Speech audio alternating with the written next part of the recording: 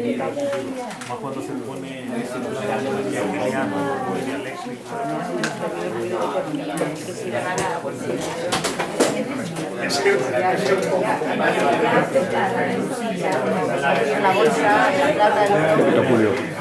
Julio, ¿no?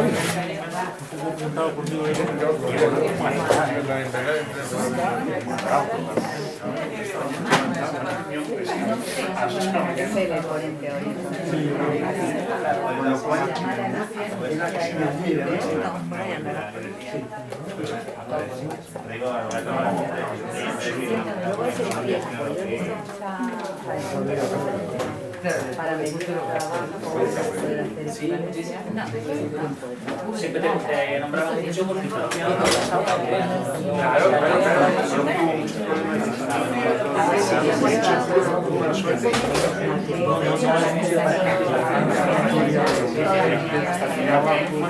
dividido entre el número de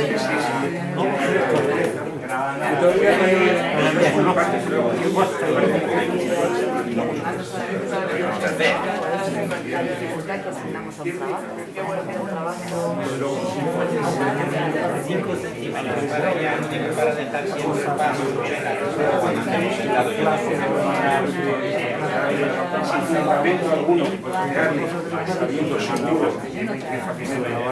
A este es Ricardo y este es Piso.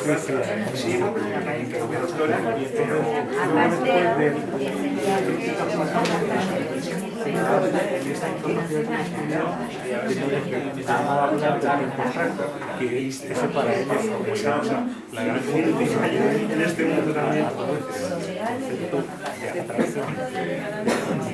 Entonces, porque los sociólogos piensan que algo está establecido, el valor está establecido simplemente por el tiempo del trabajo. Pero luego después, claro, piensas de la mercancía. empezamos ya. Buenas tardes a todas, a todos, ¿cómo están? Bien. He visto que han resistido a ver el Madrid-Barça y han llegado bien de tiempo. Pues nada, les presento a Xavier Rizabalo, que es profesor de Economía en la Universidad Complutense de Madrid, ¿vale? Y necesitaré la chuleta para recordarle algunas cosas, que las tengo acá apuntadas. Pero vamos, para irnos haciendo una idea, cuando Sánchez Mato, que también está invitado para la sesión quinta, y le dije en su día que iba a venir ayer, dijo, hostia, mi maestro, o sea que creo que ya eso ya de por sí dice bastante de la persona que tenemos con nosotros hoy, que yo creo que es una de las personas que mejor conoce el capital en castellano. Es licenciado en Sociología, en Economía, por la Universidad Complutense de Madrid, profesor titular, y ahora mismo es codirector del Grupo de Estudios de Economía Política, Capitalismo y Desarrollo Desigual y director del Diploma de Formación Continua de la Universidad Complutense de Madrid, Análisis Crítico del Capitalismo. Tiene muchísimos libros editados, entre otros la edición de Luis Gills en el castellano está llevada por él, y la última obra que tiene, Capitalismo y Economía Mundial, que la tenemos acá a la venta, Bases teóricas y análisis empírico para la comprensión de la problemática económica del siglo XXI. Sin ninguna duda creíamos también que por la sesión en sí que era hoy, que quizás la más dura y la más económica, necesitábamos a alguien que dentro del campo de la economía dominara bien y tuviera bien trabajado el material para poder tener las dudas oportunas y resolverlas, porque una buena base de la sesión primera nos va a ayudar muchísimo a comprender las siguientes secciones con muchísima más facilidad. Y bueno, si más. Muchas gracias, Iván. No sé dónde me pongo, igual me quedo de pie. Me veis mejor, ¿no? ¿Qué tal? Buenas tardes, qué gusto. La verdad es que es un gran gusto, ¿no? Una invitación para poder debatir. Además hay una cosa que me gusta en particular del esquema que seguís, ¿no? Que es hacer una forma pausada, ¿no? Por una parte es verdad que simplemente en una sesión presentar la panorámica tiene de bueno que precisamente por ese hecho panorámico nos sitúa de una forma general, ¿no? Pero poder ¿cómo decirlo? Poder despedazarlo, ¿no? Despiezarlo, poder analizar de una forma minuciosa, pausadamente, yo creo que es muy potente, ¿no? Así que ojalá que a lo largo del año, cuando venga el buen tiempo, que al fin y al cabo aquí está calentito y ahora invita, pero cuando llegue abril y mayo sigáis viniendo, porque además yo creo que completar la lectura del Capital, digámoslo así, la comprensión del Capital es un regalo, ¿no? Además, yo creo que esto de muchas veces tendemos a pensar las cosas de manera muy binaria, ¿no? Se comprende, se conoce el capital o no, ¿no? Yo llevo explicando el capital 23 años ya, ¿no? Y yo creo que cada año lo comprendo mejor, o menos mal, y porque realmente es comprenderlo ¿cómo decirlo?, en profundidad, comprenderlo no de una manera retórica. A mí me aterra, ¿no?, quienes son capaces de, por ejemplo, de lo que vamos a hablar hoy fundamentalmente, ¿no?, son capaces de recitar la ley del valor, del derecho de delante a atrás, de atrás hacia adelante y en varios idiomas, pero realmente de una forma protocolaria, de una forma puramente eso, formalista, ¿no? La recitan, la cuelgan ahí a la entrada, como los dentistas sus títulos, ¿no? Y nunca más, ¿no? Y en realidad es un instrumento, es un mecanismo que tenemos para poder poner orden en esos elementos, ¿no?, que nos aparecen en los procesos sociales y, por cierto, cada vez con más dramatismo, que no son resultado de la casualidad, que queremos explicarlo y, por tanto, tenemos que aprender los hechos, conceptualizándolos, caracterizándolos, para así darnos el objetivo de poder establecer los vínculos que hay entre ellos, las leyes, etcétera, etcétera, ¿no? Así que, qué gusto, ¿no? Qué gusto estar aquí para poder trabajar juntos. Muchas gracias, bueno, a Iván por todos los correos siempre tan amables, ¿no? A Pino, a los responsables de la librería y a todos vosotros por venir. Ojalá que sea fructífera la sesión de hoy, ¿no? Aunque por una parte es sin duda una pieza en un esquema más amplio, ¿no? Pero yo creo que si en sí misma es valiosa, pues sería un gran gusto, ¿no? Bueno, más cositas, ¿no? Traje también un par de dípticos, por una parte lo del libro, por si queréis llevaros, echar un vistazo, y sobre todo un diploma que tenemos también en la Complutense, que yo diría que no solo no hace la competencia a esta iniciativa, sino que más bien incluso podría ser complementario, ¿no? Así que tenéis ahí el díptico, si queréis luego lo recogéis. Soy tan desastroso que solo me ha dado tiempo a plegarlo a mitad. Algunos tendréis que plegároslo vosotros, ¿no? Quiero aplicar parte del trabajo, aunque en este caso, como no vais a venderlo, no será con ningún objetivo de valorización, ni de tener ningún valor de cambio, sino por el puro valor de uso, de poder manejarlo con más facilidad, y estoy empezando a entrar en materia, como veis. Bueno, ¿cuál es? Aunque habéis tenido una sesión introductoria, y eso está muy importante, y además, yo muchas veces trato de engañarles a los estudiantes, engañarles por una buena causa, ¿no? En el sentido de plantearles que al menos tengan las fuentes originales, los textos originales, ¿no? Les digo ahí ya casi de rodillas, ¿no?, que al menos los tengan entre las manos, ¿no?, que lean los prólogos, que lean los índices, que lean las conclusiones. La verdad es que el tema del engaño tiene que ver con que haciendo eso, aquí opera lo de las cerezas, ¿no?, que vas a coger una y se engancha 3 o 4, ¿no? El intento de engaño, por lo demás, bastante poco fructífero en general, justamente apunta a eso, ¿no? Entonces, bueno, hay un aspecto que yo quería partir de él, ¿no?, que tiene que ver con el propio objeto del capital, ¿no? Y esto es importante, ¿no?, porque hay una intencionalidad, ¿no?, y cada pieza que se plantea, y hoy vamos a partir de la base misma, la ley del valor, ¿no? Fijaos, una ley, de algo que ocurre necesariamente, algo que rige, el regulador de la economía capitalista, no es una cuestión cualquiera, decía Iván, una cuestión más pesada, económica, más abstracta, yo diría, ¿no?, porque el capital tiene un método expositivo que se basa en partir de lo más abstracto e ir paulatinamente reduciendo la abstracción hasta llegar a lo más concreto. Fijaos que, aunque el plan de Marx era que el capital constara de 5 libros, veis que en los años 50 del siglo XIX, claro, Marx explica que va a dedicar unas semanas al estudio de la economía porque entiende que en la base económica hay explicaciones decisivas para entender la forma en la que se presentan los problemas sociales.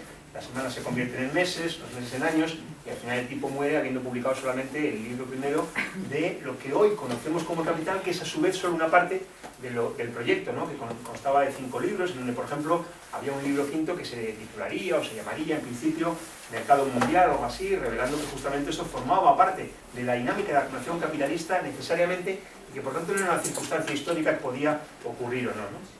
Decía, yo siempre bromeo, ¿no?, con esta idea de joder, un filósofo alemán escribiendo una obra inacabada del siglo XIX, no me digáis que esto no pinta interesante, y siempre pienso, qué pena, ¿no?, que el tipo no viviera 200 años, ¿no?, y como buen alemán que hubiera acabado jubilado en, no sé, igual soy muy viejo, no voy a decir Benidorm o Torremolinos, ¿no?, que hoy tuviéramos la 37ª edición en castellano de los 5 tomos. No es el caso, pero aún así yo creo que no tiene nada de lucubratorio identificar que hay una finalidad precisa que trata de entender lo siguiente. Yo os lo voy a explicar antes de entrar en materia, porque parece que los elementos de contextualización son muy valiosos, ¿no? Supuestos a perdernos en algo, mejor perdernos en algún aspecto puntual que no en confundir, en tener dificultades en cuanto a entender el hilo conductor general, ¿no? Si seguimos bien el hilo conductor general, todo lo demás es relativamente menor, relativamente secundario en comparación con no entender el hilo. En ese sentido, desde mi punto de vista, y lo explico con un ejemplo que creo es muy gráfico, ¿no?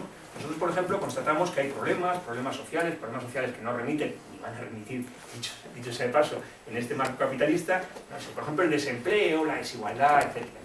En realidad no requiere mucha teoría, es más bien una constatación directa, verificar que eso es el resultado de la forma que toma el proceso de vacunación. Claro, si el proceso de vacunación se interrumpe, se ralentiza, obviamente habrá menos demanda de fuerza de trabajo y por tanto habrá desempleo.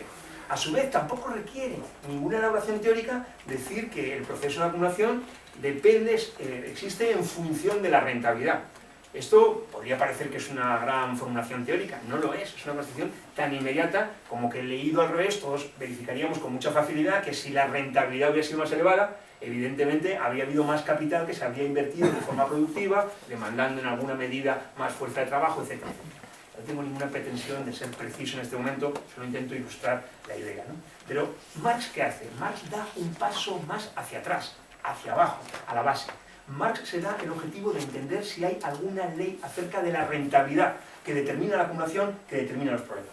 Por tanto, podríamos decir en cierto modo que lo que hace Marx es ir donde nadie quiere ir, digamos. Yo, a la economía burguesa, que el propio Marx diferenciaba en dos partes, la economía política y la economía vulgar, sobre todo la que predomina, y predomina de una forma prácticamente absoluta, ¿no? Hay economistas a los que simplemente, por decir algunas cosas que tienen vínculos con la realidad, ya poco menos que los ensalzamos, ¿no? En comparación con los que padecemos en las facultades, ¿no? Los tipos terroríficos, ¿no? Que ponen curvas y curvas, derivadas y derivadas, sin ninguna conexión con la explicación real de los problemas que padecemos y que no son ciertamente menores, ¿no? Pero yo lo suelo decir con mucha claridad, son tipos que no ven, pero no ven porque no miran. No se trata de que los más tontos sean neoclásicos, ¿no? No se trata de que la economía convencional esté controlada por gente más limitada, ¿no? Sino que hay una intencionalidad política de no ver. Para no ver, que mejor, claro, que no mirar. Si no miramos, excluimos todo riesgo de poder ver, ¿no? Por tanto, esa es la pregunta a la que vamos, ¿no? A la que tratamos de responder, ¿no? Es decir, ¿hay alguna ley? ¿Hay algo que ocurre necesariamente en torno a la rentabilidad? Siendo la tasa de ganancia, siendo que la rentabilidad obviamente no es una cosa que pasaba por ahí, no es una cuestión colateral, sino que es la fuerza motriz misma del proceso de acumulación, ¿no? Esa es la pregunta a la que queremos responder, lo que pasa es que vamos a ir muy despacito para hacerlo con toda solvencia y con toda posibilidad de que se siga, se comprenda y sea un instrumento no solo para la comprensión, sino, al menos es mi posición, una comprensión que nos dé elementos desde el punto de vista de una intervención. Sabéis que también en este terreno muchas veces las mejores intenciones provocan efectos contraproducentes desde el punto de vista de lo que se desea, ¿no? Bueno, por tanto, esa idea encuadra todo y en cierto modo justifica por qué empezar con la primera frase del Capital, ¿no? La riqueza en las economías capitalistas adopta la forma de un enorme cúmulo de mercancías y por tanto será la mercancía el objeto, la célula básica de análisis, en primer lugar, del capital, ¿no? En realidad nosotros, como estamos leyendo el Capital, lo estamos leyendo desde el principio, pero en realidad sabemos un poco cómo acaba no solo el Capital, sino el desarrollo histórico, el despliegue histórico del capitalismo, podemos decir que en definitiva de lo que se trata es de que, justamente, en tanto que la economía capitalista es una economía de mercado, que no quiere decir que la economía capitalista y economía de mercado sean sinónimos. También la economía feudal o esclavista eran economías de mercado. En realidad, decimos que la economía capitalista es la máxima expresión de la economía de mercado porque incluso la capacidad de trabajar se convierte en una mercancía. Cuando planteamos que la economía capitalista es una economía de mercado, ¿qué queremos decir? Porque queremos decir ni más ni menos que el mecanismo a través del cual se conectan, se articulan la producción y el consumo y la producción, no es de una forma directa, sino que es de una forma mediada, ¿no? A través del intercambio, a través del mercado, es decir, a través de la constitución social de los bienes, de los valores de uso, en tanto que mercancías. Por tanto, si además eso, en la forma en la que lo decía, se extiende incluso para la capacidad de trabajar, que también se constituye en mercancía, nosotros ya podemos intuir que en torno a esa mercancía, fuerza de trabajo, van a pasar cosas, y menudas cosas, ni más ni menos que la ganancia, que de forma directa, en la superficie misma, apreciamos en tanto que fuerza motriz de la acumulación en ciertas proporciones respecto al capital invertido, bla, bla, bla, detrás de la ganancia hay algo que se sustancia en el mercado de trabajo, ¿no? Por tanto, si que necesitamos explicar el mercado de trabajo, en realidad necesitamos explicar la mercancía de trabajo, en realidad necesitamos explicar, por tanto, las mercancías. Por tanto, no es retórico, no es genérico. Hay una discusión, lo comentaba con Iván, en relación a algunos de los elementos bibliográficos que más se extienden, ¿no? Y no es una cuestión de guerra, de guerrillas entre autores que se reclaman o que nos reclamamos del marxismo, ¿no? Pero a mí me parece que el mejor supuesto siempre es que Marx dijo lo que quiso decir. Y no que venga nadie a interpretar qué es lo que Marx decía cuando planteaba no sé qué. Y de hecho hay formulaciones que incluso, desde mi punto de vista, porque es verdad que hay aspectos más en una obra inacabada, más en una obra que propone un marco teórico que se aplica a una realidad que está en cambio, en un despliegue gigantesco, con todas sus contradicciones más agudas, ni que decir tiene que hay aspectos susceptibles de discusión, que hay aspectos susceptibles de interpretaciones, pero también lo es que hay aspectos que simplemente son incompatibles con el marxismo. Esto quiero recalcarlo, ¿no? Claro que hay espacio para discutir algunos aspectos, claro también, con el mismo énfasis, que hay cuestiones que simplemente son indiscutibles, ¿no? Por ejemplo, quienes plantean que la ley del descenso tendencial de la tasa de ganancia, que es la conclusión de todo el desarrollo teórico del capital, es algo prescindible, que Marx la metió, no sabemos muy bien por qué, pero que luego no habla mucho de ella, simplemente está rompiendo la culminación de ese método expositivo que precisamente tiene una intencionalidad, entender las leyes que rigen la acumulación capitalista, que sin más, ni más ni menos, que se mueve por la rentabilidad, algo tenemos que decir al respecto, no es un juego, no es una descripción de qué ocurre, es la intencionalidad de entender, algo que, lo veréis en la sesión correspondiente, yo de forma coloquial le llamo a esa ley que el capitalismo no es contradictorio, sino que es crecientemente contradictorio, y que sea crecientemente contradictorio plantea la discusión de los límites históricos del capitalismo, que si hay tabúes en torno a analizar el capitalismo desde la base, imaginaos si encima lo conectamos con los límites históricos, ¿no? Por otra parte, sigo en algunos preámbulos que creo que van a facilitar, por eso lo hago, la comprensión y la discusión de los aspectos más concretos que aparecen expuestos en el texto, ¿no? Entonces, hay un elemento que me parece muy importante, de igual modo que en el terreno político lo sabíamos, ¿no? Que Marx no era ni podía ser un sectario, ya sé que hay quienes se dicen marxistas que exudan sectarismo por todos lados, pero es incompatible en el terreno político, su propia experiencia, por ejemplo, en la Primera Internacional así lo revela, y así mismo en el terreno teórico. El subtítulo Capital no es un subtítulo cualquiera. La crítica de la economía política se inserta en la idea de que debe haber un proceso acumulativo de conocimiento en el análisis social, en el análisis económico, y por tanto hay que partir de aquellos autores que llegaron más lejos. Marx hace una distinción dentro de la economía burguesa, la que decía antes, entre los economistas burgueses, el análisis económico burgués, entre la economía vulgar y la economía política. La vulgar, los economistas vulgares, como podemos todos imaginar fácilmente, no es un piropo, es un desprecio, ¿no? Aquellos que pretenden que se puede explicar la forma del iceberg, la forma que vemos, simplemente midiéndola muy puntilosamente, por oposición a la economía política, los tipos que saben que la única forma a través de la cual podemos explicar por qué el iceberg, la parte que vemos, toma una forma determinada, es buceando, viendo las bases que hay detrás, aunque no se aprecie a una primera vista. Y por tanto, crítica de la economía política es, vamos a discutir con aquellos tipos serios que efectivamente tienen la pretensión de ir hasta el fondo de la explicación, por más que de facto esta no fuera sino limitada, etcétera, etcétera. Al fin y al cabo, el conocimiento social también es un producto social. Por eso yo lo digo con toda claridad, y lo digo en cualquier sitio al que voy, el marxismo es la culminación de la mejor tradición histórica del pensamiento económico. David Ricardo, que sería el último representante de la economía política clásica, con quien Marx discute, a quien Marx reconoce la interlocución, aunque luego sea, evidentemente, como sabemos, para ponerlo patas arriba, llega a plantear abiertamente que ganancias y salarios están opuestas, ¿no? En realidad, un economista burgués consecuente, lo que le quedaba simplemente era cambiarse de bando, por así decirlo, si quisiera dar un paso más. Dos consideraciones más que me parecen importantes para arrancar por fin. Bueno, hay una serie de fundamentos metodológicos que tienen su importancia, no nos vamos a detener nada en ellos, pero sí es importante encuadrarlos, ¿no? Encuadrarlos. Y yo creo que además, encuadrándolos, va a ser útil seguro, tanto para la sesión de hoy como en general para que presidan, ya digo, enmarquen la dinámica de todo el seminario, de todo el ciclo de lectura que planteáis, ¿no? Que tiene que ver con que el marxismo se encuadra en torno a dos grandes debates históricos, dos grandes dilemas, podríamos decir, en cuanto al pensamiento, en cuanto a la forma de explicación de los fenómenos sociales, que son, por una parte, una concepción materialista del mundo, por oposición a las concepciones idealistas, donde materialismo tiene que ver con el hecho de que las cosas existen con independencia de que nosotros las conozcamos en mayor medida, y el conocimiento solo será un reflejo de esa existencia, en primer lugar, y en segundo lugar, un modo de pensar, que es el modo de pensar dialéctico, por oposición al método de la lógica formal, mecanicista, etc., ¿no?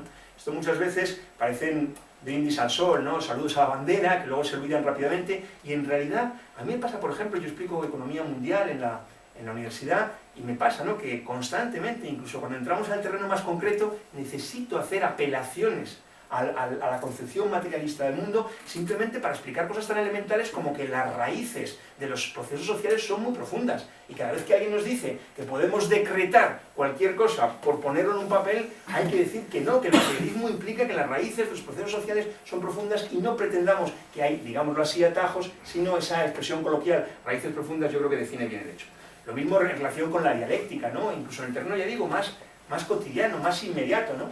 La oposición, un planteamiento situado en la lógica formal, nos permitiría decir que en la quiebra de una empresa es la quiebra de una empresa, y la de dos empresas, dos quiebras, y tres, y así hasta que se acabaran, que no se acaban los números naturales, ¿no? Y nosotros decimos que no, que llegado a cierto punto una quiebra más, solo una quiebra más, porque la realidad social no son sacos sin fondo, son sacos con fondo, rebolsa el saco y se cambia cualitativamente la situación y empezamos a hablar de crisis. O lo mismo en el terreno político, una huelga, dos huelgas, tres huelgas, cuatro, podríamos seguir contando ilimitadamente, no es verdad, es obvio que antes de llegar a 100, a las que queráis, me da igual, no estoy discutiendo eso en este momento, ya estaríamos en una situación distinta. Habría que cambiar políticamente la situación, ¿no? Eso solo podemos aprehenderlo a partir de esa dialéctica que sitúa la cuestión en el terreno del conflicto, de la contradicción, del cambio, del movimiento, ¿no? Bueno, bibliografía, veo que estáis surtidos. A mí me gusta particularmente la edición del Capital de siglo XXI, es la última traducción completa y por tanto se beneficia de las demás. En realidad no solo de las traducciones al castellano, sino de otras ediciones en otras lenguas. Hay un texto que lamentablemente está descatalogado y eso es un problema serio, pero a mí me parece una joya porque, a mi modo de ver, y esto lo digo de forma amable, ¿no?, y sin ánimo de pelea, pero me parece que no son habituales los textos que aunan rigor y carácter didáctico. En realidad sí hay muchos textos rigurosos, pero algunos de ellos no son buenos particularmente para entrar, digamos, al tema, ¿no? También los hay muy didácticos, incluso hay hasta cómic, ¿no? Plenamente didáctico, claro. El rigor con el que se abordan las cosas a partir de dibujitos es más limitado, ¿no? Y hay un texto de un economista canadiense, Louis Gill, que ya digo, hay un problema con él, está descatalogado y hay una pelea en torno a ver si se podría reeditar, porque además son textos que no se hacen obsoletos en la medida en que fundamentalmente tiene un carácter teórico, ¿no? Es este texto, y bueno, ahí está en bibliotecas, no es fácil de encontrar, eso si luego vais a editar lo que grabo os diré que habrá una forma de que lo consigáis, ¿no? Pero eso con el compromiso de que quien graba mete un tajo aquí.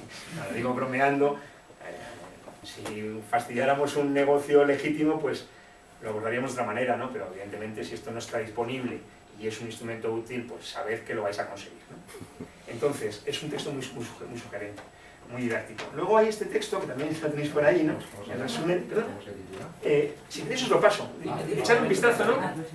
Se llama Fundamentos y límites del capitalismo. De hecho, el título es muy elocuente a mi modo de ver porque explica los fundamentos y justamente de los fundamentos deriva que hay límites históricos, ¿no? Esto por una parte es una obviedad, ¿no? Es decir, el capitalismo ni existió siempre, voy a decirlo, ni tendrá por qué existir siempre, ¿no? Pero plantearlo de una forma teórica sólida, conectada a los fundamentos, yo creo que era un espacio de discusión muy estimulante, ¿no? Y luego os decía, este libro de Diego Guerrero es literalmente lo que indica el título, ¿no? Es un resumen, ¿no? Y un resumen yo creo que es valioso en tanto que elemento de apoyo que no sustituto de la lectura del Capital, ¿no? Muchas veces con estos textos, con el de Gill, con el de Diego y otros, con el de Guerrero y otros, ¿no? Muchas veces los estudiantes me dicen, bueno, pero ¿qué leo primero, no? Ya se leen a la vez, porque esto no es una novela. Esto, obviamente, imagino, habréis ido para adelante, para atrás, habréis visto rápidamente que había fragmentos que con leerlos casi en diagonal valía, otros ha habido que leerlos una vez y otra vez. Si uno tiene en la mesa más elementos, va comprendiendo sucesivamente las cosas, ¿no? Y, bueno, en este libro yo introduzco un capítulo solo, un capítulo que es el reto. Tiene algo, es el instrumento teórico para poder decir algo con una base rigurosa acerca de la economía mundial actual. Por tanto, acaba siendo una exposición sintética también del Capital, solo que con mucha menos extensión, ¿no? De igual modo, si os pensáis que puede ser sugerente, pues fenomenal, ¿no? Y dicho esto, vamos sí, por fin a esta sección primera, ¿no? Yo creo que lo primero que es importante es entender el sentido, ¿no? Y reitero más bien, algo que dije al principio, ¿no? Estudiar la mercancía no es una cuestión retórica, plantear justamente, si en torno a esa forma particular de conectar producción y consumo, que es la mercantil, existe alguna explicación, eso nos va a resultar decisivo para poder, a partir de ahí, levantar el conjunto del edificio teórico. Mira una cosita, porque he dicho varias veces esto de consumo y producción, un pequeño paréntesis, que me parece muy importante, ¿no? Mirad, en torno a la definición misma del objeto de la economía, hay una gran confusión, ¿no? La economía, había una frase de un libro, también muy recomendable, por cierto, Introducción a la economía política, de Rosa Luxemburgo, de hace justo 100 años, y ella empieza diciendo, la economía política es una ciencia extraña, dice, ¿no? Una frase incluso un poco misteriosa, ¿no? Y acaba ese primer capítulo, el último párrafo, diciendo, nuestros doctos burgueses ya no están interesados en explicar los problemas de la sociedad capitalista, sino al contrario, en ocultar su explicación para de esta forma poder sostener que el orden actual es el único orden posible, ¿no?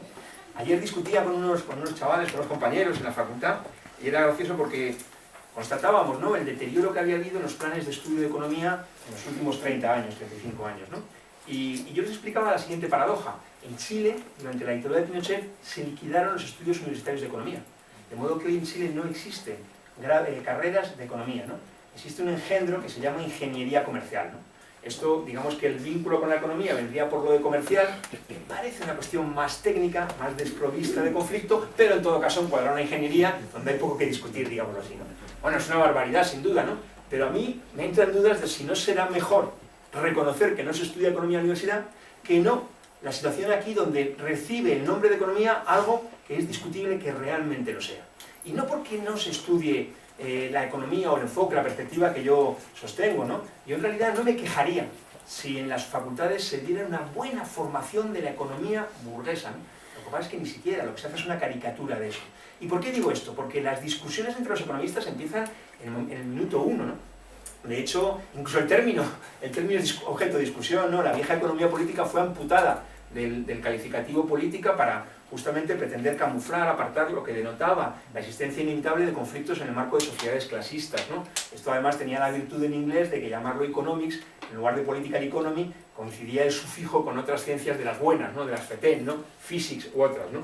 Bueno, ¿por qué digo esto? Porque el objeto de estudio, fijaos, el objeto de estudio de la economía, ¿cuál es? La mayor parte de las veces, en la mayor parte de los manuales, se dice recursos escasos y fines alternativos, ¿no? O sea, eso es tan absurdo, definiendo todo lo define nada. Hablaba de fútbol. Cada fin de semana el entrenador de un equipo de fútbol obtiene recursos escasos y fines... Está haciendo economía. ¡Qué chorrada! ¿Qué es la economía? La economía es que cualquier sociedad, la primera determinación que tiene que enfrentar es la de producir sus medios de vida. Tiene que organizarse socialmente para producir sus medios de vida. Y además producirlos no una vez, sino producirlos constantemente, producirlos de una forma constantemente renovada. Es decir, tiene que producirlos, tiene que repartirlos entre los miembros de la sociedad y que estos consumiéndolos estén en condiciones de volver a producirlos. En definitiva, la economía se ocupa, se trata, cuando hablamos de economía, de cómo una sociedad se provee de la base material para su reproducción en el tiempo. Claro, ¿cómo cambia el cuento de decir esto y señalar que si hablamos de producir, de distribuir y de consumir en sociedades clasistas, ya está el lío armado a ese engendro de recursos escasos, fines alternativos, que pretende una consideración de las cuestiones económicas desprovistas de su contenido social? Al fin y al cabo serían cuestiones técnicas y lo de la ingeniería comercial sería la máxima expresión de esto. Así que, producción, distribución y consumo. ¿Qué define la economía mercantil? Que la producción y el consumo y la producción no se hacen de una forma directa, no se hacen de una forma programada, se hacen de una forma indirecta, mediada, a través del intercambio.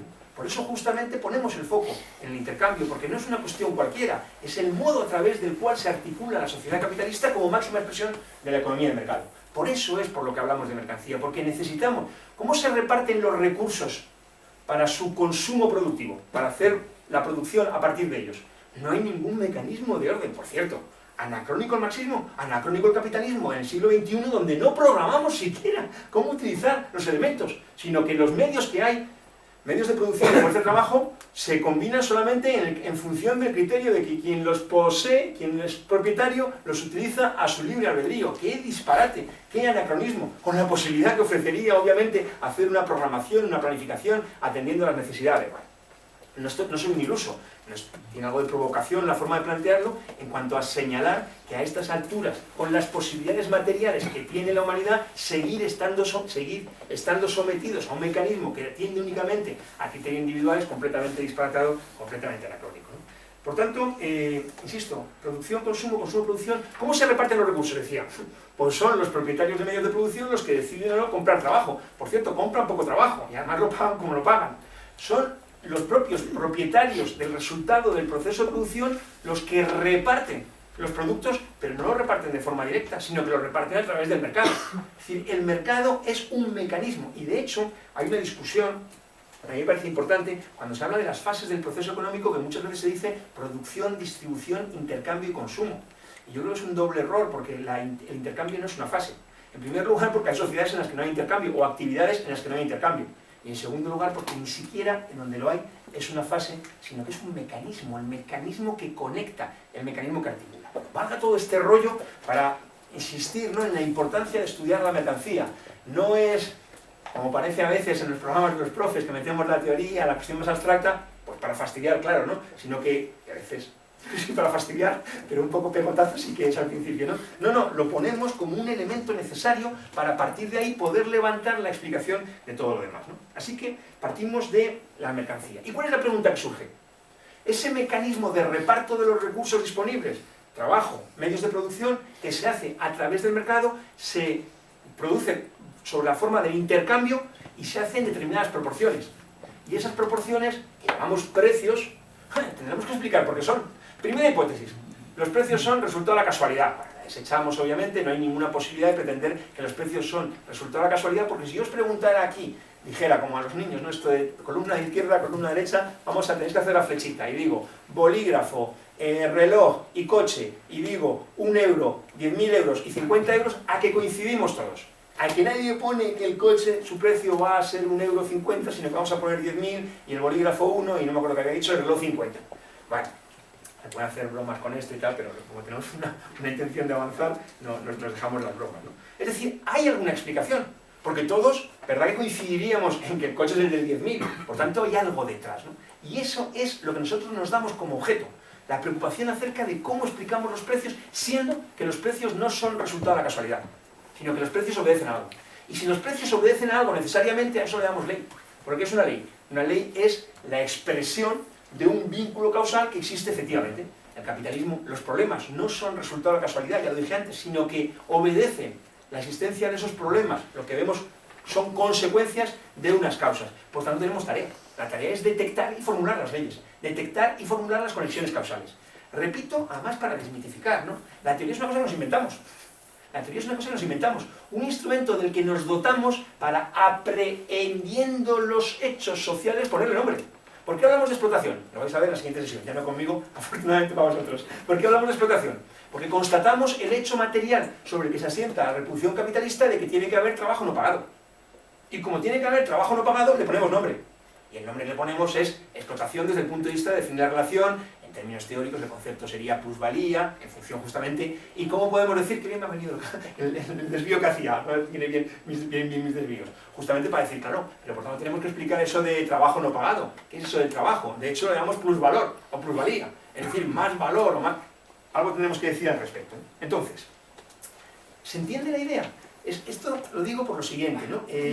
Nosotros tenemos la virtud, la posibilidad, ojalá, ¿no?, de ejercer la virtud de que sobre la base de la exposición canónica de Marx, donde va planteando sucesivamente los distintos elementos, intentar aportar el elemento de a qué estructura obedece, cuál es el esqueleto que está detrás, ¿no? Y eso antes que nada pasa por entender las preguntas. Desde mi punto de vista es imposible comprender una respuesta si no sabemos antes cuál es la pregunta.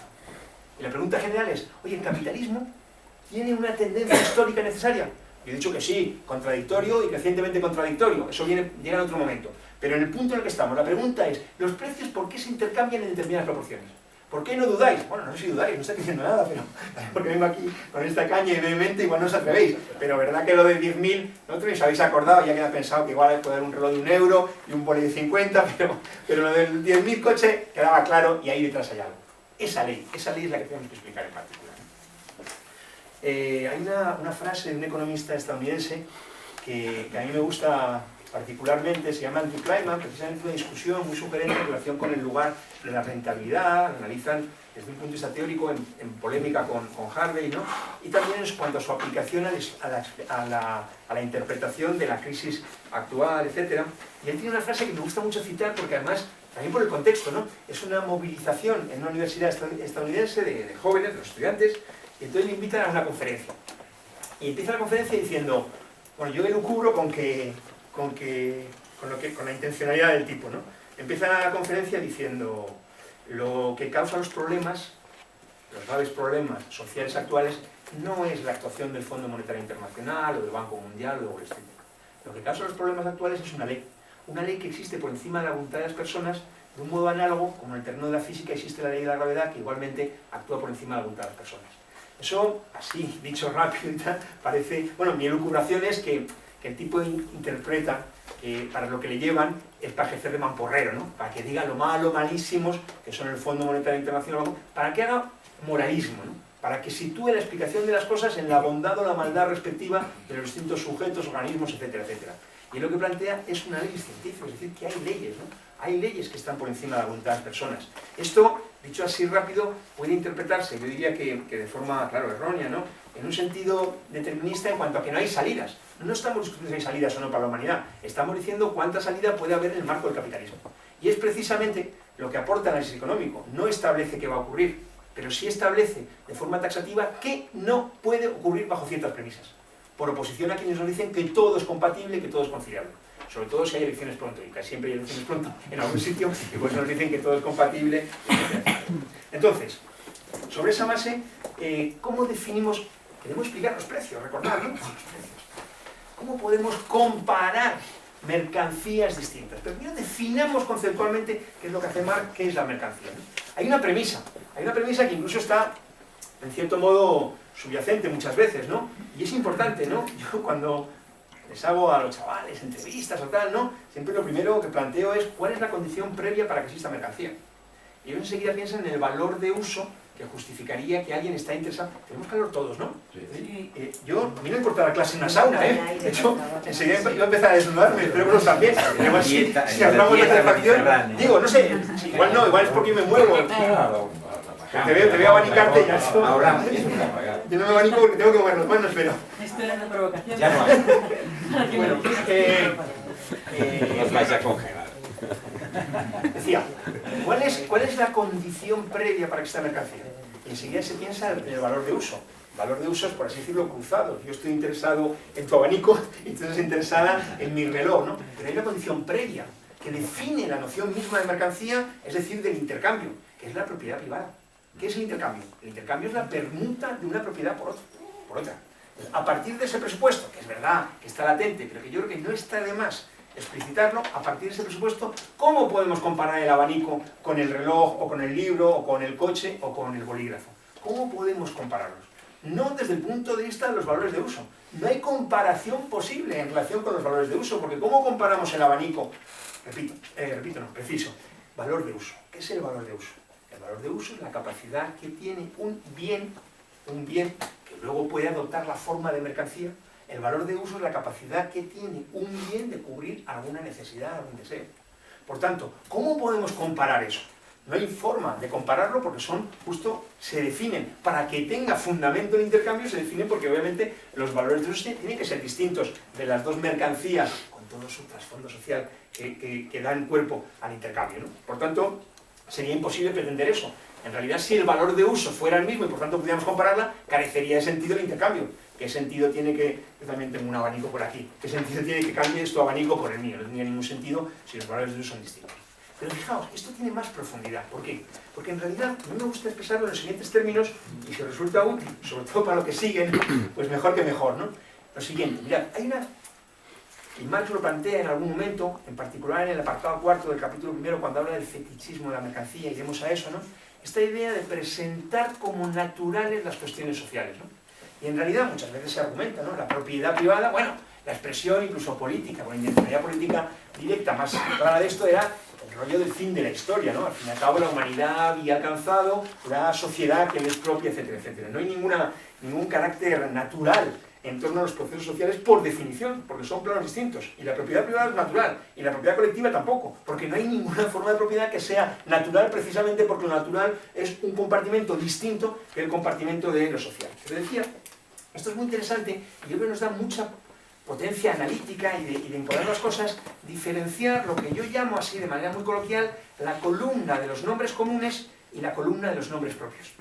Por ejemplo, la columna de los nombres comunes recoge categorías que valen para cualquier tipo de sociedad. Por ejemplo, trabajo. En cualquier sociedad, la producción de esos medios de vida que luego se repartían, que luego se consumían poniendo los medios para volver, eso existe detrás de cualquier sociedad. La producción de bienes, valores de uso, el trabajo. ¿Qué es lo que singulariza el capitalismo? No la existencia del trabajo, sino la forma histórica particular que adopta el trabajo en la sociedad capitalista, que es el trabajo asalariado.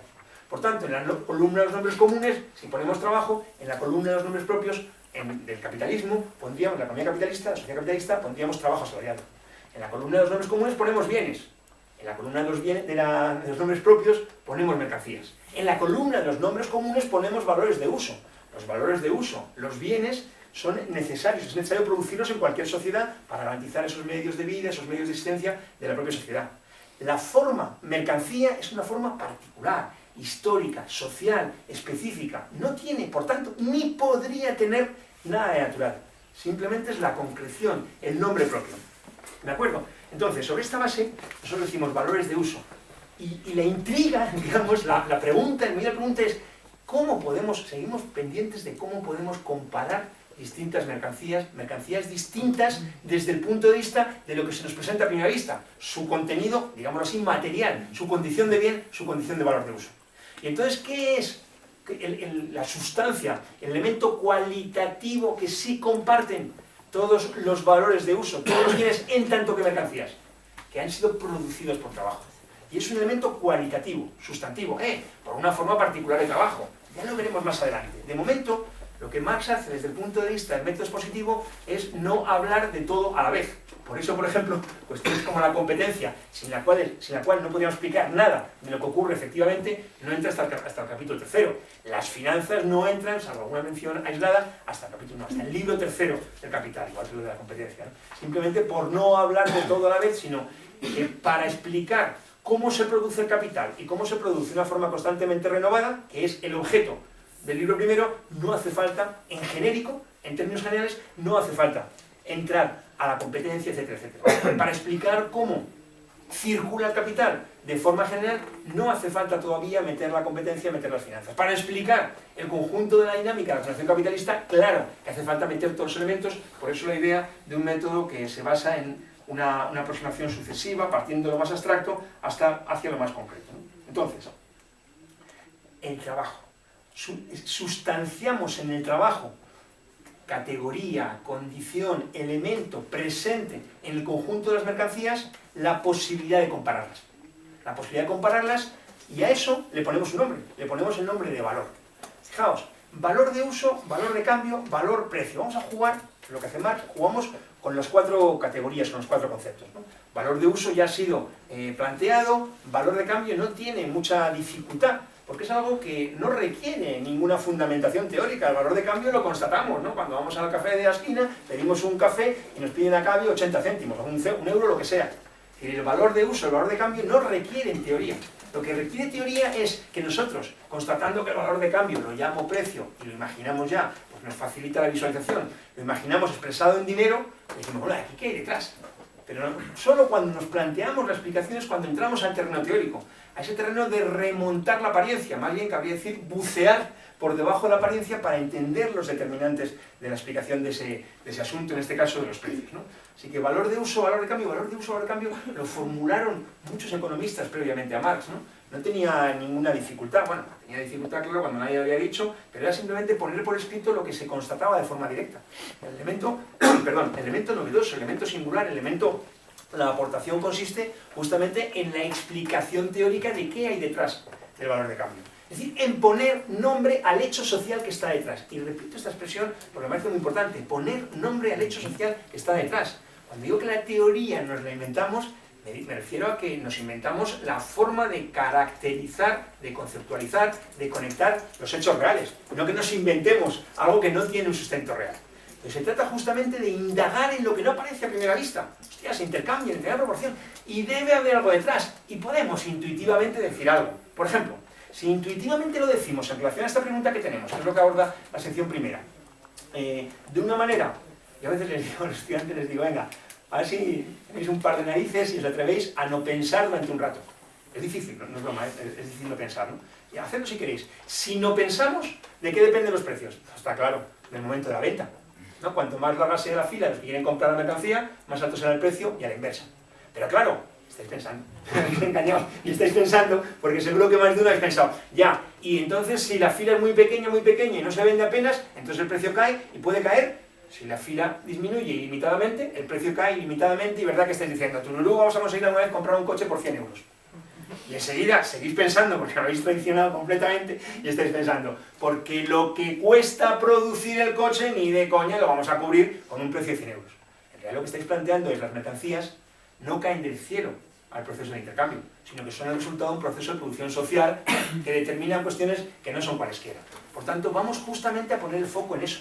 En primer lugar, nos situamos en el proceso de producción, el proceso de producción social. La palabra social, incluso la dijéramos una de cada dos palabras, no estaría de más. Porque todo es social, ¿no? Porque eso es lo que hay que entender verdaderamente.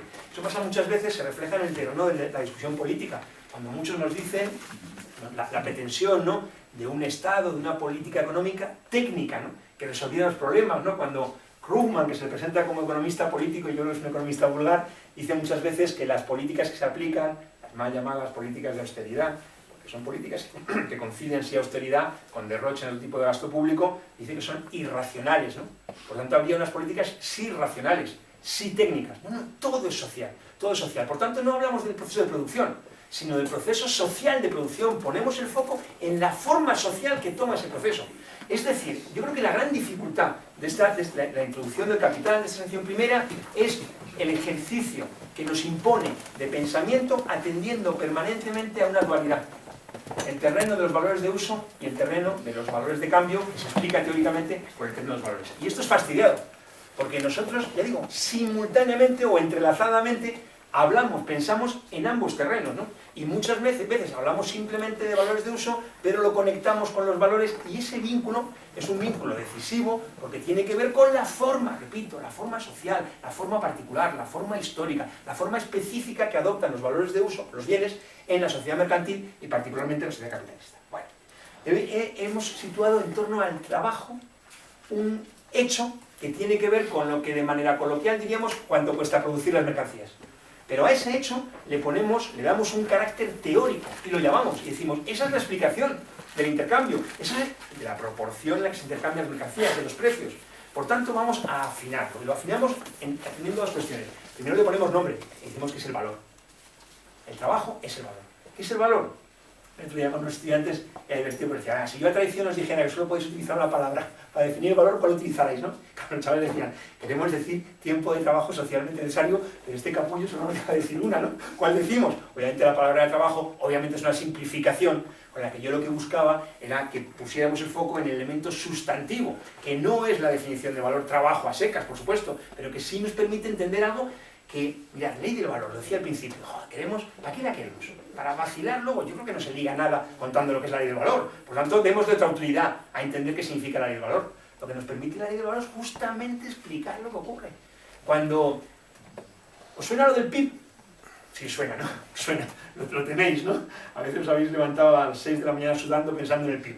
Bueno, pues nosotros decimos que el PIB se puede calcular de tres maneras, porque es una magnitud que primero se produce, luego se distribuye y luego se consume. Por cierto, la contabilidad nacional, que refleja más o menos los hechos reales que ocurren, tiene muchas concomitancias con el análisis marxista como no puede ser la manera. Por ejemplo, la contabilidad nacional no tiene en cuenta esa chorrada de recursos ganados fines alternativos. La contabilidad nacional se asienta diciendo que primero se produce, luego se reparte y luego se consume, por tanto esa magnitud se puede mirar en cualquier momento. ¿Y qué es lo que tendríamos para repartir? ¿Leísteis la frase cuando que cita Marx de William Petty, cuando habla del padre y la madre de la riqueza? Pero habla de la riqueza, no de la riqueza producida en un año. El padre de la riqueza es el trabajo, la madre de la riqueza es la tierra, los recursos naturales. Pero habla de la riqueza, y nosotros no hablamos normalmente de la riqueza, hablamos de lo que se ha añadido de riqueza un año particular, el producto, el PIB, la renta, el ingreso creado en ese año. ¿Y eso cuánto es? Muy fácil, las horas de trabajo que se han verificado ese año. Porque las materias primas, porque los productos semielaborados, porque las máquinas que fueron producidos en otro año, lo acabo de decir, fueron producidos en otro año. Por tanto, no es una cuestión cualquiera, es, yo creo, la primera consideración que tenemos que hacer. Valor, trabajo. Hablamos de valor para poner nombre teórico al hecho de que el trabajo es la única fuente de riqueza nueva que hay, que podría haber. Porque lo otro ya está. Lo otro transmite su valor, lo veréis en los temas siguientes, en las sesiones siguientes. Entonces, ¿cómo definimos con más precisión esto? Bueno, ¿y cómo comparamos ese hecho cualitativamente compartido por el conjunto de las mercancías en tanto que resultado de proceso de producción? Muy fácil, en función de la cantidad de esa cuestión cualitativa compartida, en función de la cantidad de trabajo. Y por tanto acuñamos esta formulación de tiempo de trabajo socialmente necesario, que vale la pena detenernos un poquito, porque en realidad podemos incluso resumirlo a cuatro letras, ¿no? TTSN, ¿no? Pero claro, sabiendo lo que hay detrás, ¿no? Tiempo de trabajo socialmente necesario. Pues vale, ¿no? Vamos a entrar un poco a ello, ¿no? Lo que se plantea es, sobre la base, porque cada pieza que decimos tiene su importancia, ¿no? Las anécdotas no, pero el hilo conductor sí, ¿no? Sobre la base de la consideración de ese hecho cualitativo, constitutivo de la economía de mercado, resultado que nos permite ver que la producción de mercancías tiene trabajo detrás, las comparamos cuantitativamente. Esto es complicado, es fácil decirlo, no es tan fácil hacerlo. Pero primero lo definimos con precisión. ¿Cómo medimos la cantidad de trabajo? La medimos en función del tiempo de trabajo. El tiempo de trabajo que se requiere para la producción de una determinada mercancía, decía TTSN, no TTN. No es el tiempo de trabajo necesario. Si hablamos del tiempo de trabajo necesario, parecería que estamos planteando una definición técnica de la producción. Y no es una definición técnica, es una definición social. Por lo tanto decimos el tiempo de trabajo que se necesita para producir una mercancía en una sociedad determinada, en promedio, de acuerdo al grado de desarrollo promedio de su mecanización, de su cualificación, de la cualificación del trabajo, de la intensidad del trabajo, etcétera, etcétera. Es decir, ponemos el foco en que eso no es una categoría técnica, ni podría serlo, porque no estamos en el terreno, ¿os acordáis, lo habéis leído?, de la merciología, del análisis del valor de uso, sino que estamos en el terreno de análisis económico, análisis social, en el terreno de los valores. Por lo tanto, no es el tiempo de trabajo necesario, sino el tiempo de trabajo socialmente necesario. Y ahora normalmente vienen esto, los chistes, en general bastante malos, ¿no? Del tipo de, por ejemplo, pero si un trabajador tarda más porque es más torpe, entonces como tarda más tiempo de trabajo, más valor. Pero nosotros ya estamos prevenidos ante ello. Hemos dicho que es el tiempo de trabajo que en promedio, en una sociedad determinada, etcétera, etcétera. Bueno, pero claro, si el trabajador produce con máquinas más avanzadas, ahí también pasa algo, ¿no? Claro, nosotros hemos dicho tiempo de trabajo. Teníamos que haber dicho, es verdad, todo el tiempo de trabajo, tanto el tiempo de trabajo pasado como el tiempo de trabajo presente. Como en la siguiente sesión os vais a pelear bien con esto del trabajo pasado y el trabajo presente, o trabajo muerto y trabajo vivo, a mí me gusta mucho la expresión de trabajo líquido y trabajo solidificado. Esto tiene una importancia decisiva desde el punto de vista de la capacidad de producir valor nuevo, es decir, lo que luego se apropia como ganancia. Me gusta mucho, digo, la expresión de trabajo solidificado y trabajo líquido, y lo asocio, esto es una chorrada, pero yo creo que es gráfico, ¿no?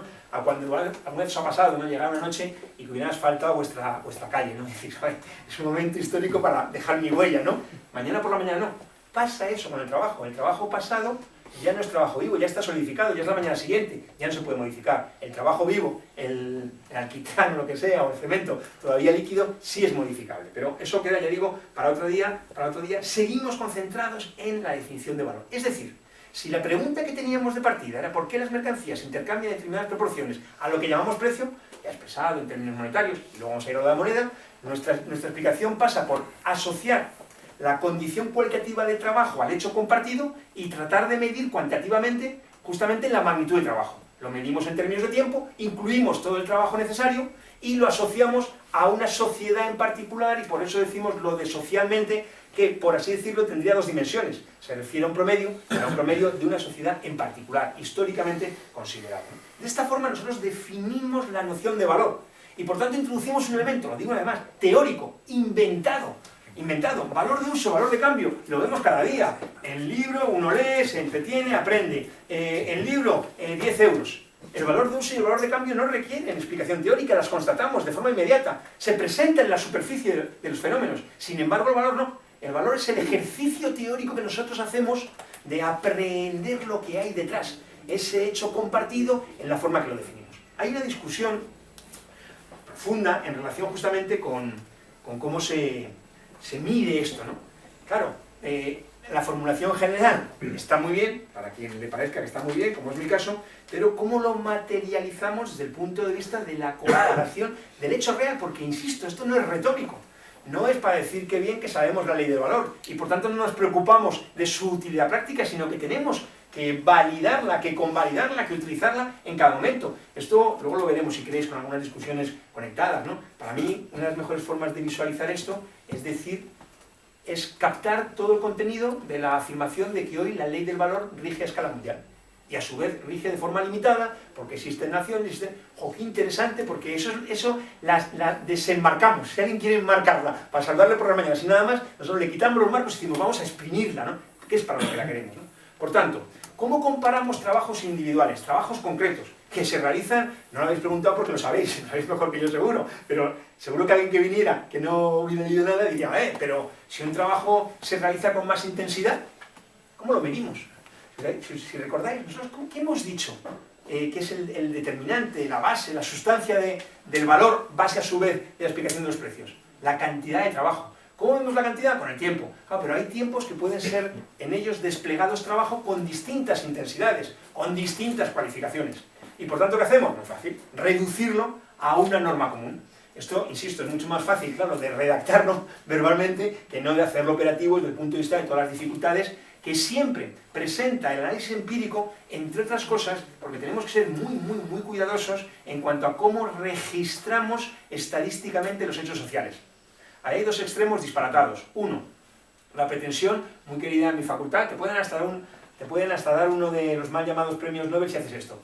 Reconoces que los datos tienen una fiabilidad limitada, pero luego sacas 4 decimales, ¿no? Bueno, es una barbaridad. Pero también es una barbaridad el partir o llegar al hecho de que, puesto que es difícil registrar los hechos sociales, pasemos de registrarlos y entramos en el terreno, claro, de la charlatanería pura, ¿no? Nosotros lo que planteamos es que esa comparación, que es muy fácil redactar, y afortunadamente es lo que me toca a mí hoy, solamente redactarlo, es tan sencillo como decir, si un trabajo se desarrolla con una intensidad que es el doble del promedio de intensidad social en esa sociedad en concreto que estamos considerando, simplemente equivale a como si hubiera vertido el doble de trabajo, y por tanto una hora de trabajo realizada con el doble de intensidad equivale a 2 horas de trabajo promedio.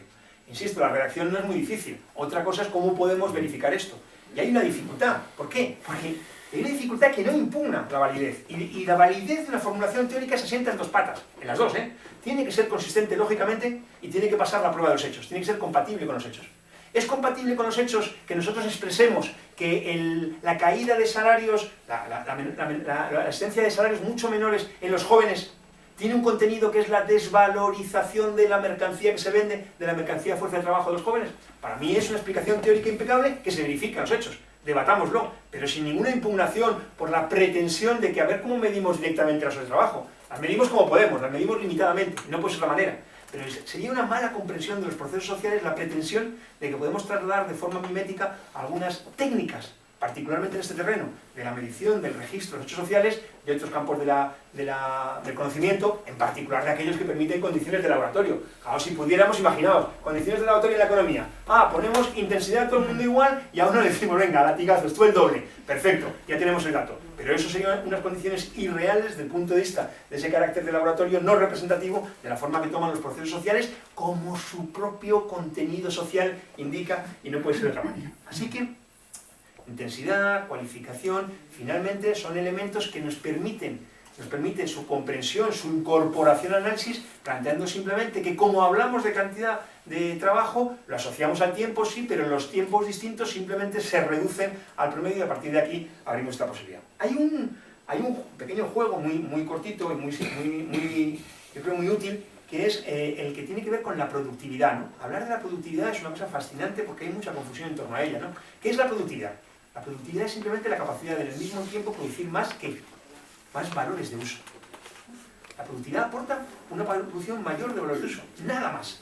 Por ejemplo, barrer, imaginemos que a nadie nos gusta barrer, ¿no?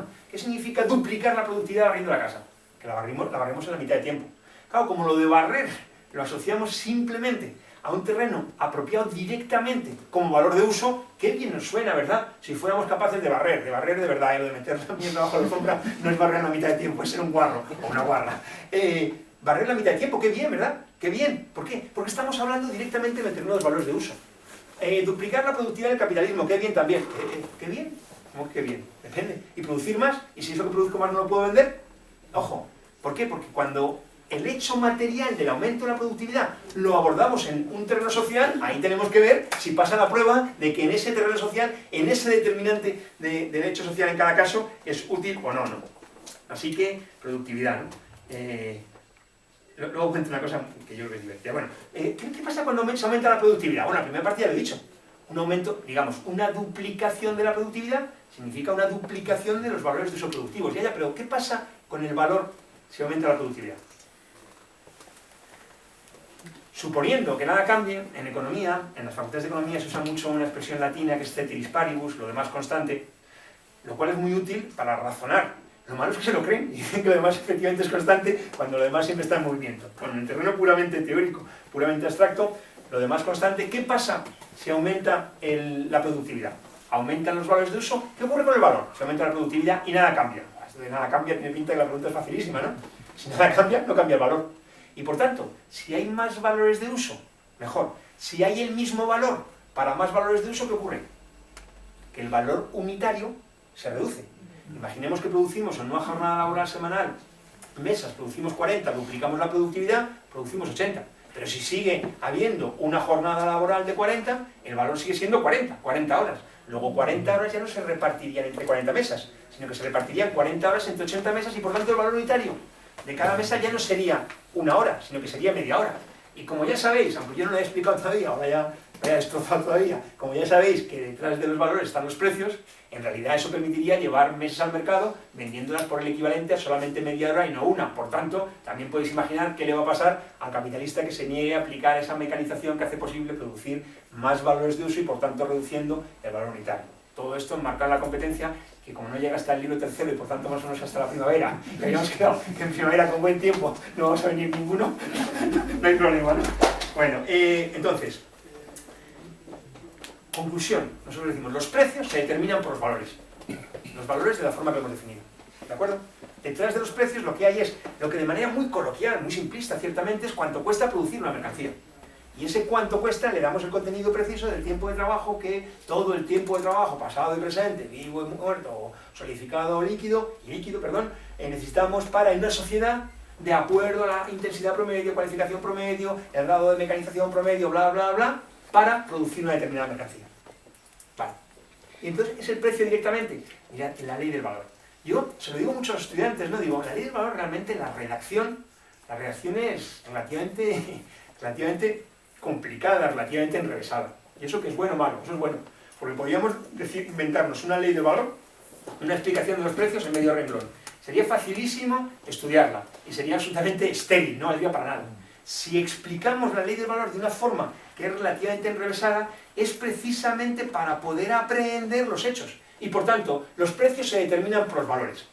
Absolutamente. Y ahora algunos de vosotros tenía que decir, no, pero yo sé que una vez, venga, mejor todavía, nos vamos al desierto y siempre parece la botella de agua salvadora, pero la botella de agua cuyo valor es una hora de trabajo o un minuto de trabajo, ¿por cuánto se cambia? Al tipo que está ahí a punto de morir de sed, ¿no?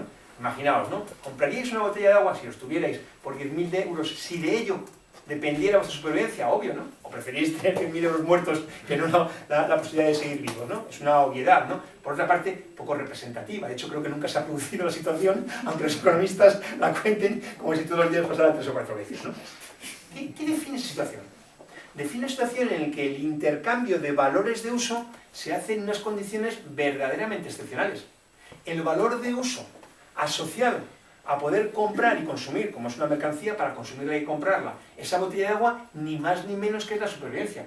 Por tanto, la relación de fuerzas, el intercambio, la negociación es tremendamente desigual. Como el tipo sepa que el que te vende la botella de agua en ese contexto, todas tus propiedades no sé cuánto, te pide todas. Claro, ¿por qué? Porque para ti ni más ni menos que perder valor no mola, porque perder valor es ganar menos trabajo a cambio del trabajo que tú renuncias. Pero si el valor de uso, la expresión en el terreno social, en el terreno material, ni más ni menos que tiene que ver con la supervivencia, obviamente salta por los aires cualquier preocupación acerca del valor, porque cuando uno está muriendo lo que se preocupa es del valor de uso. No sé los banqueros, porque nunca he sido banquero y tampoco he estado a punto de morirme, quizá ellos sigan en su inercia pensando en valores. Pero cuando uno no tiene más que enfrente la discusión acerca de la supervivencia, obviamente solo se preocupa en el terreno de los valores de uso. ¿Se entiende la idea? ¿Cómo expresamos esto desde una forma teórica? Y ojo, no como una excepción ni como algo ajeno a la ley de valor, sino que si este hecho, aunque yo lo presente de una forma extrema, en un caso verdaderamente excepcional, existe, tiene que ser incorporado en la ley de valor. La ley de valor tiene que considerar, si queremos que sea ley, tiene que considerar el conjunto de las operaciones de intercambio y también, por tanto, aquellas que se den de una forma más disparatada, por así decirlo. ¿Cómo lo recogemos? Lo recogemos constatando que vale no solamente la producción social de las mercancías, sino su validación social. Y esto se relaciona con la cuestión de la moneda. Yo lo explico de manera un poco más desordenada, pero creo que es quizá lo más útil para corroborar lo que hemos visto y poder debatir. Pregunta, ¿qué poder de compra le otorga, le permite a un artesano tirarse 8 horas produciendo pulseras? 8 horas, ¿eh? ¿Qué poder de compra le otorga? Venga, ¿qué pensáis? ¿Qué poder de compra le otorga a un artesano producir pulseras durante 8 horas? Decir algo. Decir 0, decir 8, decir 16. Depende de las condiciones. Cero. ¿Por qué? Porque en tanto que no venda esas pulseras, no tiene ningún poder de compra. Es decir, apelamos a lo que llamamos la validación social de los trabajos privados. Validación en el sentido de refrendo, de convalidación, de homologación, de reconocimiento. Un trabajo privado no otorga ningún poder de compra en tanto no pase con éxito esa prueba del mercado. Lo llamamos validación social de los trabajos privados, uno porque es lo que define el contenido y otra porque somos un poco rolleros, porque valía decir venta. La validación social de los trabajos privados en el marco de la economía mercantil es la venta. Por tanto, ¿qué hemos dicho? ¿Validación de los trabajos privados? No, hemos dicho validación social de los trabajos privados. Por tanto, en tanto que social no está preestablecido. No le garantiza nada al artesano haber trabajado no sé cuántas horas en el marco de la dinámica capitalista. En la sociedad que imagináis, por supuesto que sí, y yo también, pero estamos hablando de la sociedad capitalista. Por tanto, lo que nosotros planteamos es que ¿cómo se determinan los precios? Hemos dicho por los valores. Esto que acabo de decir, salta por los aires la formulación, ¿no? Si depende de las condiciones del intercambio, si ese bolígrafo me lo puedes vender aunque tiene un valor de 1 euro por 2, acabamos de cargarnos la ley de valor aparentemente. Porque en realidad, ¿qué pasa? Estamos diciendo que el valor lo aporta el trabajo. Aquí hay un intercambio, aquí no hay trabajo. Y ella tenía 1 euro en la forma bolígrafo y pasa a tener 2. Se ha creado valor, ha aumentado el valor, ¿verdad? En realidad eso solo podríamos decirlo de una perspectiva muy miope. Porque ¿cuánto valor había realmente en cuanto a lo que está implicado en esta operación de intercambio? Había 3. Ella tenía 1 en la forma bolígrafo, ella tenía 2 en la forma dinero. Y después del intercambio, obviamente, sigue habiendo 3. Ella tiene 2 en la forma... Tiene 2 en la forma dinero y... perdón, yo 1 en la forma bolígrafo. No hay creación de valor, hay redistribución de valor. Claro, si el intercambio es una tarea social, es una actividad social, no está preestablecido en qué condiciones se va a llevar a cabo efectivamente. Por tanto, nosotros claro que consideramos la posibilidad de que los precios se pueden desviar respecto a los valores. He dicho en plural, los precios. El precio individual de una mercancía no está escrito en ningún caso, porque eso de estar escrito choca, encaja mal, se colige mal con la dinámica social. No está preestablecido que vayan a ser iguales a los valores respectivos, porque hay un proceso social, que es social, que está abierto. Vale, muy bonito, así que decimos la suma de todos los precios es igual a la suma de todos los valores. Por tanto, ¿qué hay detrás de los precios? Los valores. Agregadamente, la suma de los precios igual a la suma de los valores. Individualizadamente, el precio de una mercancía particular puede separarse de su valor respectivo. Vale, nos has querido aquí engañar diciendo no sé cuánto, pero el hecho es que al final se pueden alejar los precios de los valores y por tanto, muy bien, agregadamente, bla, bla, bla, pero eso no nos vale para nada desde el punto de vista de determinar el precio efectivo de la mercancía. Pues sí que nos vale por lo siguiente. Os estafan en un restaurante que vais a cenar. Imaginemos que no sois multimillonarios, ¿qué es lo que realmente, nos ponemos un poco pijos y lo formulamos en forma teórica y no con insultos y eso, qué es lo que nos fastidia? En sentido estricto, el contenido económico que hay es lo que me han dado no equivale, en términos de trabajo, al tiempo necesario que yo tengo que destinar para conseguir los 20 euros que me han cobrado. El contenido, insisto, cuando cagaros en el restaurante, no le digáis esto, que encima seguro que le ofende mucho más y se llama chorizo. Pero el elemento teórico que está detrás es justamente ese. Eso tiene que ver con el fetichismo de la mercancía que enseguida vamos a ir. Por tanto, En realidad, ¿qué ocurre? Ocurre que cuando yo intercambio con ella, yo intercambio con qué pretensión, con la de acceder al valor de uso bolígrafo a cambio del valor de uso dinero, porque deseo ese valor de uso. Eso desde el punto de vista, digamos así, cualitativo, desde el punto de vista de la utilidad que me aporta, de para lo que me sirve la mercancía. Desde el punto de vista de la proporción en la que lo pago, por eso dije, no siendo multimillonario, si eres multimillonario te importa poco, porque directamente vas al restaurante, tiras la comida, te cagas en el restaurante y te vas al de al lado, porque tienes dinero para pagar otros 20 o otros 200 euros, ¿no? Entonces, desde el punto de vista de la relación social que establecemos, yo y ella y yo, ¿qué deseamos? Pues está claro, acceder a otro valor de uso, ¿en qué proporción? Clarísimo, en la proporción en la que yo ceda, renuncie a la menor cantidad posible de valor a cambio de la mayor cantidad posible de valor. Y ella, lo mismo pero al revés. Por eso, ¿en torno a qué nivel se intercambia? Ella está dispuesta a venderme el bolígrafo incluso por 1 millón de euros. Yo estoy dispuesto a pagarle el bolígrafo incluso solamente 1 céntimo. Pero el hecho es que nosotros, aunque de forma indirecta, por vivir en esta sociedad, sabemos que ese bolígrafo cuesta en torno a 1 euro. Por tanto, si yo estoy dispuesto a pagar solamente 1 céntimo, y 2, y 3, y 99, y 1 euro, ya lo de 1 euro y 10 céntimos sería estar empezando a perder valor. Y ella está dispuesta a venderlo por 1 euro, y por 2, y por 3, y por 100, y por 1000, y por 10.000, pero esto de venderlo por 99, o por 90, o por 80, empezaría a perder valor, ¿no? El chiste que me inventé el otro día con los estudiantes era para entender esto de que vamos de valor, ¿no? ¿Sabéis el chiste este de los vascos, las setas y el roles, ¿no? Bueno, pues vamos de valor, ¿no? ¿Sabéis el chiste? Dos vascos que van a... es un vasco, que van a coger setas, uno se encuentra en roles, dice, hostia, Pachi, un roles, ¿y a qué hemos venido? ¿A coger setas o a coger roles, no? Bueno, pues aquí hemos venido a coger valor. Aquí estamos en el terreno del valor. ¿Por qué estamos en el terreno del valor? Porque es el terreno propio de la economía capitalista. No es una elección. Claro, por eso es tan, ¿cómo decirlo? Disparatada la pretensión de evitar las consecuencias sin tocar las causas. Por eso, más allá de elementos que puedan servir quizá en el terreno ideológico para fortalecer a la gente, cuando se plantea, no sé, el comercio justo, no sé qué, es tan disparatado desde el punto de vista, insisto, de pretender evitar las consecuencias sin tocar las causas, porque vamos a valor. No vamos a roles, somos bien vascos, vamos a setas, ya les puedo poner todos los roles, vamos a valor. Y a mí me gustaría mucho más ir a valores de uso. Y que hubiera un mecanismo directo, ¿sabéis cómo se llama eso, no? De cada cual según su capacidad, cada cual según su necesidad. Pero vamos a valor. En la sociedad en la que vivimos vamos a valor. Por tanto, lo otro es algo así, como si reprobáramos a alguien jugando al parchís que te coma un y se cuente 20 y dices, joder, tío, no te cuentes 20, perfecto, no me cuento 20, pero no jugamos al parchís. Lo que pasa es que esto no es un juego, por una cuestión dramática, por las consecuencias que vemos. Entonces, esa idea de ir a valor, ¿se entiende? ¿Ir a valor qué es? Ir a trabajo. Porque el valor no cae del cielo, el valor no nos lo autodecretamos. No nos lo autoconcedemos.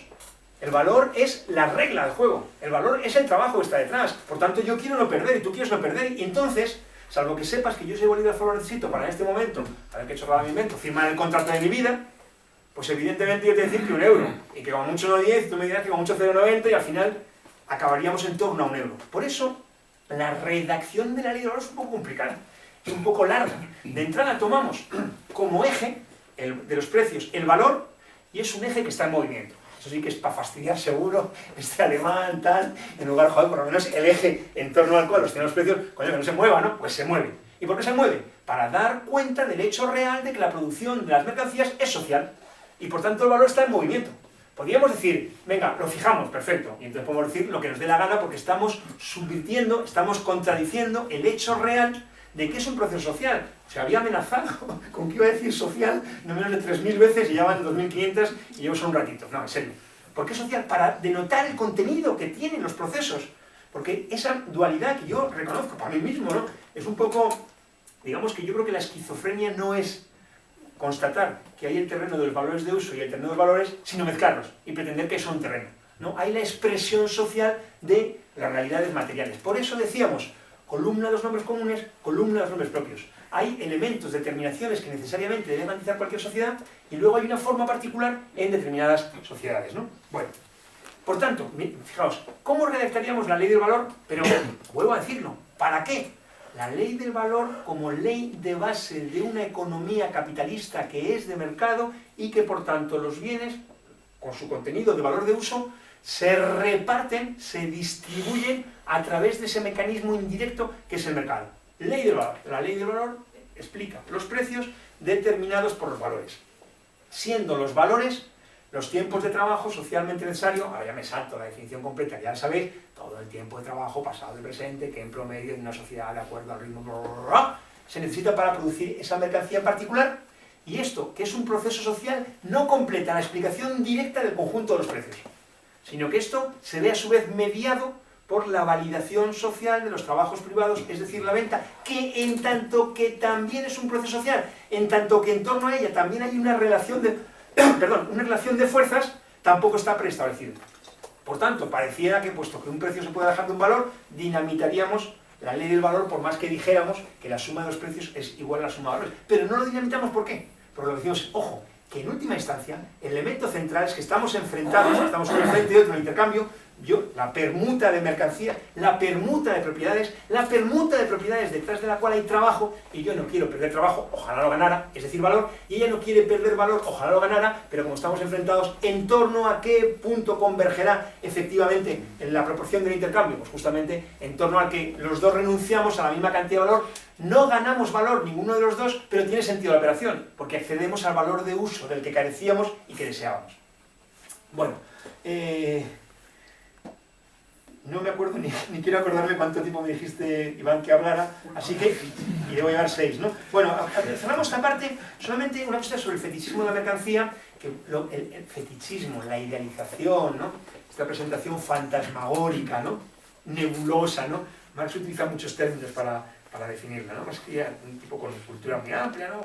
Formación filosófica, histórica, ¿no? Y escribía de una manera muy ampulosa, con mucha riqueza de vocabulario, etc., ¿no? ¿En qué consiste? El fetichismo de mercancía consiste esencialmente en presentar la mercancía como una categoría de la columna de los nombres comunes. Y no es una categoría de la columna de los nombres comunes, sino que es una categoría de la columna de los nombres propios. Es la forma particular, la forma histórica, la forma social que adopta la noción de bien y valor de uso en la sociedad capitalista. En trabajo, por cierto, el trabajo debe existir en cualquier sociedad. Decía trabajo asalariado desde el punto de vista de la forma social que toma la fuerza de trabajo. ¿El trabajo qué forma social particular toma la economía capitalista? La forma de valor como sustento de los precios. Bueno, el fetichismo de mercancía, por tanto, es esa pretensión de naturalizar la mercancía, de asignarle la condición natural. Cuando nosotros pensamos que el intercambio del boli por el euro, estamos intercambiando dos cosas, boli por euro, y en realidad lo que se presenta en la superficie como el intercambio de dos cosas es rigurosamente una relación social, la relación social por la cual lo que intercambiamos es trabajo. Bueno, la segunda parte, el capitulito de intermedio, en el proceso de intercambio, es muy sintético. Yo estoy haciendo una exposición un poco distinta del desarrollo, digamos, más pegado a la exposición de Marx en estos 3 primeros capítulos, porque me importa, creo que es más útil el trasfondo, partiendo y apoyándonos en que ya lo habéis leído más o menos. Cuando Marx habla de las formas sucesivas de valor, lo que está haciendo, forma simple, forma desplegada, forma general, forma dinero, simplemente lo que está expresando es, a partir, no hay ningún elemento conceptual distinto. Todo se basa en el hecho de que, puesto que podemos medir el valor de las mercancías, podemos compararlas. Mirad, yo creo que incluso toda la cuestión de la moneda se podría resumir muy sintéticamente en torno solamente a 2 consignas. La primera consigna, la primera formulación sería, no es que las mercancías se puedan medir y comparar porque existe moneda, sino que existe moneda porque las mercancías se pueden medir y comparar. Parece un juego de palabras, pero no lo es, ¿no? Importa de una manera decisiva, ¿no? Y dicho esto, ¿qué es la definición del dinero, de la moneda? Nosotros de momento no establecemos la distinción. Es verdaderamente fácil de resumirlo con solamente 3 palabras que dicen todo. Mercancía, equivalente, general. Porque cuando decimos mercancía, equivalente, general, estamos realmente diciendo todo. Es una mercancía, no es otra cosa. No viene de fuera. No es, oh, qué lío esto, ¿verdad? El trueque, ¿no? Pues venga, inventemos. A ver a quién se le ocurre algo, ojo, inventémonos una moneda, no. Sino que es el desarrollo del intercambio lo que va asociando sobre la base de esa forma simple, esa forma desplegada, la forma general. Por tanto, ¿qué es el dinero? Es una mercancía más. Solo que es una mercancía a la que el valor de uso, al valor de uso que ya tenía, le añadimos un segundo valor de uso. Un valor de uso social que es justamente el de ser equivalente general, ¿no? Y fijaos que en realidad equivalente general lo dice todo. ¿Qué quiere decir equivalente general? Equivalente, el que iguala el valor general de las demás. Que iguala el valor de las demás. La mercancía que iguala el valor de las demás. Por eso el contenido conceptual, por aquí es la primera pelea. Luego entramos a las funciones de la moneda, etc. Pero la pelea teórica potente es cualitativamente, conceptualmente, ¿qué es la moneda? Y el gran debate es si es un elemento exógeno, que se puede, por así decirlo, inventar, añadir, incorporar de fuera, o por contra, en realidad, la moneda surge de dentro, digámoslo así. Entonces, sobre la base de estas dos formulaciones, primero me he saltado. A partir de las distintas formas de valor y la única dificultad conceptual estriba en entender la forma simple de valor.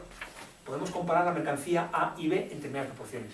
Entendiendo eso, todo lo demás es muy sencillo. Simplemente metamos más mercancías, agrupémoslas de forma distinta y establezcamos justamente esa condición particular para una mercancía de ser el equivalente general de todas las demás. La dificultad, insisto, conceptual está solo en el primer punto.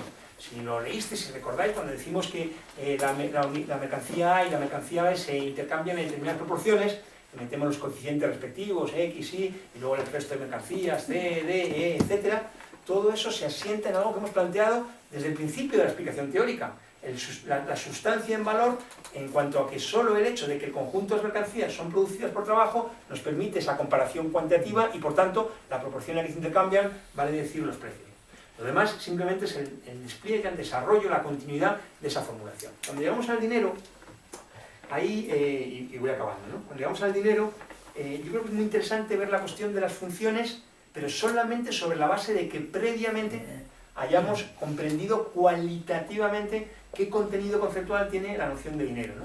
No podemos partir de las funciones, porque si partimos de las funciones estamos incorporando algo de fuera inventado, algo que estamos sacando de la manga.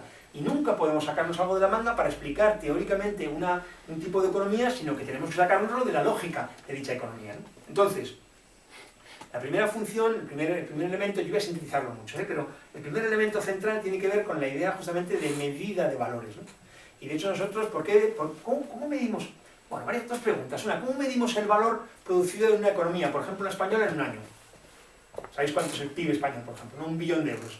¿Qué he dicho? 1 billón de euros. Es decir, estoy remitiendo la producción, comparándola en función de su valor expresado a través de los precios en euros, ¿no? De hecho, ni siquiera necesito poner el billón de euros al lado para decirlo. Simplemente lo utilizamos como medida del valor. Medida del valor a partir del hecho sustantivo que hemos planteado de que las mercancías son comparables en cuanto a su magnitud, justamente sobre la base de esa noción de valor detrás de la cual está el tiempo de trabajo, ¿no? Así que, iba a decir algo que se me ha ido, así que pierdo... Primera función. Sí, no, sí, eso sí, pero era... ¿La segunda pregunta? Esa es la segunda pregunta. ¿Cuál es la segunda pregunta? Es verdad, joder, qué bien, la segunda pregunta. No sé si me alegra que lo haya recordado o no, porque ahora... El desastre que dice mi DNI se aprecia con más claridad. ¿Qué era la segunda pregunta? Bueno, saldrá, supongo. No sé, tan importante para el futuro de la humanidad. Bueno, medida de valores, ¿no? Pero de aquí es donde derivamos o conectamos la noción de mercancía equivalente general, ¿no? Estoy picado conmigo mismo, por no acordarme. Bueno, simplificando, ¿no? Vamos a poner el foco en 3 y luego hablamos un poco de dinero mundial y acabamos ahí, ¿vale? Un segundo elemento crucial tiene que ver con su condición de medio de intercambio. ¿De medio de intercambio por qué? Porque es equivalente general. Si queréis, para decirlo... Ah, ya sé, joder, acordado. Qué bien. Si en la categoría... Perdón, si en la columna de los nombres propios ponemos dinero... Te vas a fastidiar porque es dificilísimo. Si en la categoría de los nombres propios, los conceptos particulares de la economía capitalista, ponemos dinero, ¿a qué categoría común se corresponde? Bueno, de entrada no habéis ni entendido la pregunta porque vocalizo fatal. Repito la pregunta, digo, ¿os acordáis, no? Trabajo asalariado, bien mercancía, valor de uso-valor, valor de uso de cambio, trabajo-valor, etc., ¿no? ¿A qué categoría general se corresponde la categoría? ¿A qué nombre común se corresponde el nombre propio dinero? Moneda. No se oye por este lado nada bien. Marx establece una distinción entre moneda y dinero desde el punto de vista de asociar la moneda de manera más directa a la mercancía para denotar así el proceso histórico de construcción como equivalente general y a su pleno despliegue lo asocia a la idea de dinero. Había detrás, digamos, un trasfondo histórico en cuanto a la amplitud del proceso de esa constitución como equivalente general de una mercancía. Estoy diciendo que... A ver, si el dinero es la forma equivalente de valor, será valor. No, porque valor, ojo, bien que lo digas, valor está en la columna de los nombres propios. El valor es una categoría de... ¿A qué equivale la columna de qué? Digamos, la regla de 3 sería, ¿verdad que decimos que trabajo asalariado es la forma particular del trabajo en la economía capitalista? Bien, pues dinero es la forma particular de qué carajo es intercambio, ¿no? Trabajo. ¿No? No, porque cuando decimos equivalente general, estamos diciendo con más precisión lo mismo que dinero, sinónimo. Equivalente general es mercancía, equivalente general es dinero. Luego no, está bien pensado, pero no. Dice valor general y lo dices con buena intención. El término no es del todo afinado porque decir valor ya lo contamina en el sentido de del contenido teórico que hemos dado valor. Sería unidad de cuenta. Imaginaos nosotros en una isla desierta, llegamos, naufragamos, tal... Bueno, a saber qué sociedad hacíamos, que aquí todos dirían, nada, un buen rollo, a ver si caemos en una, que hay poco alimento, tal, y ni siquiera capitalista, sino que retrocedemos al esclavismo, ¿no? Pero, incluso pensemos que caemos en una, va a ser una simplificación enorme, pero digamos que con un enorme desarrollo de fuerzas productivas, apoyado en el hecho material, que con dar un codazo cae el coco, que buceas un poco y sacas un montón de pescado, siempre buen tiempo, etcétera, etcétera. Constituimos una sociedad en donde no hay apropiación privada. Necesitamos algo que no es dinero, ni podría serlo, porque no es propiedad privada, pero necesitamos algo para organizar la producción, sí, una unidad de cuenta. Por ejemplo, si consideramos que es el doble de esforzado pescar que subir al cocotero, pues lo consideraremos a la hora de cómo repartir unidad de cuenta. Necesitamos contabilizar para poder programar. La unidad de cuenta, ni pensamos, nos cuesta. En realidad la unidad de cuenta, en una sociedad no mercantil, pues la identificaríamos, claro que nos importaría el trabajo, el tiempo de trabajo, pero de una forma radicalmente distinta porque no sería tiempo de trabajo mercantilizado. Sería un tiempo de trabajo cuyo reparto se haría de forma colectiva, pues quizás asamblearia, tal, el propio reparto del producto sería igual, ¿no? Y ahí sí que aplicaría lo que dije antes, ¿no? En función de la capacidad, en función de la necesidad, ¿no? Bueno, decía este rollo de la isla para visualizar la categoría común, unidad de cuenta. Pero ¿cuál es la unidad de cuenta en la que toma cuerpo este hecho en la sociedad capitalista? La mercancía. La mercancía equivalente general, es decir, el dinero. Por eso la medida de valores, la mercancía equivalente general, es la forma particular de la unidad de cuenta en la sociedad capitalista. Decía, un segundo elemento, medio de intercambio. Y lo resumo así porque esto además conecta con ese capítulo 3 que nos hemos saltado, es un capítulo muy cortito, donde fundamentalmente lo que hace Marx es el trazar el paso, digamos, del MM, el trueque, de mercancía a mercancía, a la forma ya monetizada, M de M, a partir de ese intermedio cuando hay una mercancía que va constituyéndose en moneda, ¿no? M, pero con una M intermedia que ya va adquiriendo los contornos, los perfiles, la función social de moneda, ¿no? Medio de intercambio. Medio de intercambio lo que plantea básicamente es que hayamos hablado, ¿os acordáis? Validación social de los trabajos privados.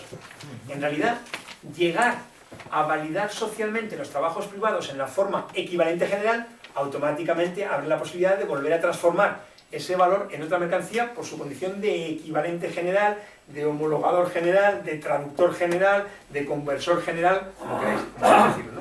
Por tanto, medio para intercambio. Ya no hace falta buscar, antes el ejemplo lo poníamos con dinero, ahora pongámoslo, bolígrafo por reloj, ya no hace falta que ella que quiere un reloj y tiene un bolígrafo, encuentre a alguien que tiene un reloj y quiere un bolígrafo, sino que le vale con simplemente encontrar a alguien que está dispuesto a pagar dinero por su bolígrafo, porque con ese dinero ella le bastará a su vez encontrar a alguien que está dispuesto a vender por dinero, a cambiar por dinero un reloj. Medio para el intercambio. Pero a su vez, la condición, este elemento de medio para el intercambio plantea un problema. El problema de que, ¿qué es medio para el intercambio? M de M, ¿os acordáis, no? M de M. M de una venta para una compra. En realidad, esto lo podríamos decir incluso, esto es la forma mercantil más simple, ¿no? Vender para poder comprar. Que en realidad podríamos redactarlo mejor. Para poder comprar, vender. Todavía mejor. Para poder consumir, comprar, y para comprar, vender primero. Y en torno a esto, por ejemplo, acabamos de definir qué constituye la posición del asalariado. Para poder consumir y para poder vivir, comprar, porque los bienes, los valores de uso, toman la forma de mercancías para poder comprarlos, vender antes algo. ¿Vender qué? Pues como no tienes medios de producción ni puedes hacer ninguna producción individual de forma colectiva, directamente tu capacidad de trabajar. Bueno, medio para intercambio. Vender para poder comprar. Pero claro, vender para poder comprar. Vender para luego comprar. Primero vender para luego comprar. ¿Cuánto de luego? Y si la compra no es inmediata, ¿qué ocurre? Ocurre que le imponemos una condición más a la moneda, que preserve el valor, que sea reserva el valor. Y eso no es una cuestión cualquiera en una sociedad de mercado. Porque, ¿cuál sería? ¿Conocéis alguna mercancía que realmente pueda realizar de forma inequívoca, sin ninguna duda, esa función de preservar el valor? ¿Habría alguna moneda que realmente sea digna de este nombre, algún dinero, alguna forma dineraria, que realmente verifique su condición de manera inequívoca, sin ningún susto, sin ninguna duda? El oro. El oro sería probablemente el que menos mal lo haría, pero que lo haga menos mal no quiere decir que lo hiciera perfecto, porque no podría. Por definición literalmente, porque la definición del mercado implica esa validación, es un proceso abierto. Tanto es así que es abierto que cada vez que nosotros, teóricamente, y lo vais a ir viendo en el desarrollo del capital, abrimos una rendija donde puede haber una actividad, no tengáis ninguna duda de que 100 años después, en la etapa imperialista del capitalismo, con dificultades enormes de valorización, el capital no va a meterse por esa rendija, sino que la va a ensanchar todo lo posible y va a ocuparla masivamente por el determinante de cualquier capital considerado individualmente, que es valorizarse, que es pasar de idea de prima, sí o sí, ¿no? Entonces, no hay ninguna moneda, ¿no? Yo a veces, pero no hay ninguna moneda y sin embargo, a la vez decíais oro, decía, no sé quién, dijo, ¿quién fue? ¿Eres tú? ¿Quién dijo oro? Es este oro, ¿no? Efectivamente, y está bien pensado, ¿no? Porque incluso el capitalismo, en algún contexto histórico, fue, digamos que se intentó ordenar el capitalismo, ¿no? Esto es una contradicción en los términos, no puede ser ordenada una economía de mercado, ¿no? Pero se intentó ordenar en gran medida, se intentó ordenar la competencia, y de hecho se ordenó en cierta medida. ¿Cómo? Excluyendo ciertas capacidades en el control de la política económica de los gobiernos. Entre el año 1945 y el año 1971, los gobiernos no tenían la posibilidad de mover, digámoslo así, libremente su tipo de cambio. Estaban las monedas relacionadas a través de un tipo de cambio fijo con el dólar. Y a su vez el dólar estaba ligado de forma directa con el oro. Esto es muy llamativo, porque es contradictorio con lo que podemos ver desde un punto de vista teórico. ¿Cómo fue posible esto? Bueno, en realidad no es tan contradictorio porque duró relativamente poco. Si duró 27 años, aunque es verdad que en los últimos años ya con mucha debilidad, con muchos vaivenes también en el proceso, no tuvo nada idílico, es por la particular circunstancia de partida. Cuando Estados Unidos sale de la Segunda Guerra Mundial disponiendo de 2/3 partes de reservas mundiales de oro, eso significa que Estados Unidos tenía 3,4 veces la cantidad de oro necesaria, para lo que tú decías, para que el oro actuara como moneda mundial. Tenía 3,4, más de 3 veces, 3,4 veces el oro necesario para respaldar todos los dólares que estaban fuera de la economía estadounidense. Es decir, yo respaldo en oro. Y era verdad. Solo que en el año 61 Estados Unidos no tiene 3,4 veces el oro necesario para poder respaldar todos los dólares que están fuera de la economía estadounidense, sino solo 0,2 veces. Y por tanto eso se desmorona. Entonces, es interesante porque la pretensión de controlar, de ordenar, de decretar una cierta paz, una cierta limitación a la competencia, que junto con la explotación son los dos conflictos que rigen la acumulación capitalista, solo pudo verificarse de una forma excepcional, de una forma muy extraordinaria, vinculada a la situación igualmente excepcional que resultó de la salida de la Segunda Guerra Mundial. Entonces, pero por otra parte, ya has dicho oro, y eso es interesante, es fino, y estoy de acuerdo, no, el oro no se parecería más, ¿no? No responde a la pregunta que yo hacía, no lo puede verificar, pero parece que tiene un respaldo mucho mayor, ¿no? Esto es interesante porque cuando damos un paso más y nosotros vemos cómo la dinámica de acumulación capitalista integra nuevos territorios, se construye el capital cada vez más monopólico, financiero, se expande, etcétera, etcétera, vemos que la ley del valor opera a escala mundial y por tanto pareciera corresponderse con ello que deberá haber una mercancía equivalente general, es decir, dinero mundial, ¿no? Y eso, por una parte, se apunta a ello, por otra parte, nunca podría completarse. Porque en torno al dinero, a la emisión de dinero, a la política monetaria, hay un instrumento ¿para qué? Para la competencia entre capitales. Y por tanto los gobiernos respectivos apoyan la posición competitiva, tratan de apoyar la posición competitiva de los distintos capitales. Por ejemplo, la presión hoy del capital financiero dominante, respaldado por su potencia hegemónica, que es Estados Unidos, plantea mecanismos como los acuerdos de libre comercio precisamente para amputar de las competencias nacionales ciertos elementos de protección no solo de las condiciones de vida de los trabajadores, sino también del propio segmento de mercado que más o menos tienen prereservado en alguna medida los capitales nacionales. Entonces, ¿qué ocurre? Ocurre que si yo saco ahora un billete, o saco dos billetes mejor, con un valor nominal distinto, parece que hace aguas toda la explicación que hemos hecho, ¿no? Porque acaso un billete, digamos, de 5 y 50 euros, un tamaño muy parecido, si asociamos su valor al tiempo de trabajo socialmente necesario para producirlo, en la forma que lo decíamos, claramente diríamos que no se corresponde a una relación de 1 a 10, con lo cual ahí parece que algo está fallando. ¿Qué es lo que está, entre comillas, fallando? Y con esto, insisto, acabo de verdad, ¿no? Lo que está fallando es que nosotros pretendemos una explicación inmediata de una formulación teórica a una realidad mundial 250 años después de capitalismo presidida por todas las contradicciones plenamente desplegadas. ¿Qué quiere decir con esto? Cuando lo habéis leído, por ejemplo, y lo contabas tú muy bien, ¿no? El oro, en realidad es facilísimo entender por qué el oro, o en general los metales preciosos, se convierten en mercancía. En mercancía equivalente general, en dinero, en moneda. ¿Por qué? Porque son una mercancía que reúne incluso ciertas características materiales que tienen que ver desde la durabilidad hasta la posibilidad de su divisibilidad, etc. Por tanto, es fácil identificar por qué pueden ocupar ese lugar. Es decir, el sustrato, el trasfondo de mercancía de las monedas nos aparece de forma directa y de forma inmediata. Ahora le doy la vuelta a la pregunta. ¿Acaso alguien podría pensar que 250 años después de capitalismo, con todas las contradicciones plenamente desplegadas, podría prescindirse del hecho de que en torno al asunto monetario también se puede ganar y perder, como en torno a cualquier elemento propio de la economía de mercado? Por supuesto que no. Por tanto, ¿qué ocurre? Que el sustrato de mercancía del dinero hoy, incluidos los billetitos, es un sustrato que no aparece de forma directa e inmediata, sino de una forma indirecta y considerablemente remota, pero está ahí.